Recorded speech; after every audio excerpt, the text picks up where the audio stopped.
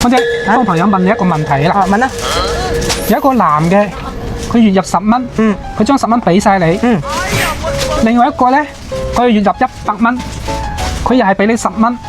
如果俾你揀，你揀邊個做老公啊？嗱，阿海，你同你嘅 friend 講，咁都唔使諗啦，揀100蚊嗰個咧。康姐，你傻噶？月入10蚊嗰個，佢俾晒你，嗰啲係全心全意啊。月入100蚊嗰個，淨係俾你10蚊。佢仲收翻90蚊，好明顯冇當你一回事啦。海哥，你嗰個咩 friend 嚟㗎？小學生未畢業咁樣計條數都計咁難嘅咩？梗係揀100蚊嗰個冇錯啦。你諗下，賺100蚊嗰個俾10蚊雞你，咁佢仲有90蚊，嗰10蚊雞就係你零用錢喎，係咪？你諗啦，如果賺10蚊雞嗰個佢全部俾晒你，咁你咁使啊？嗰10蚊雞係佢全部身家喎，燈油火蠟你全部都要搞掂喎，開門7件事，柴米油鹽醬醋茶。哦，等陣間你冇錢啊，再問佢攞，佢仲要問翻你啲錢使咗去邊度，你就買咗乜嘢？哦好，咁點啊？啊，你做黃面婆啊？100蚊嗰個唔同喎，你使完嗰10蚊雞，你仲可以問佢攞，佢都仲有錢俾你噃，你諗諗？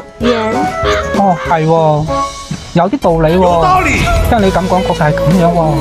係啊，而家啲妹仔啊唔考呃噶嘛，你成日咁樣畫個大餅俾佢啊，佢睬你都傻啊。反正啊，而家喺我哋呢度啊，我就唔受呢套啦。出邊啲人點諗我唔知，你話俾你嘅 friend 聽啦。我嘅意見就係咁樣啦。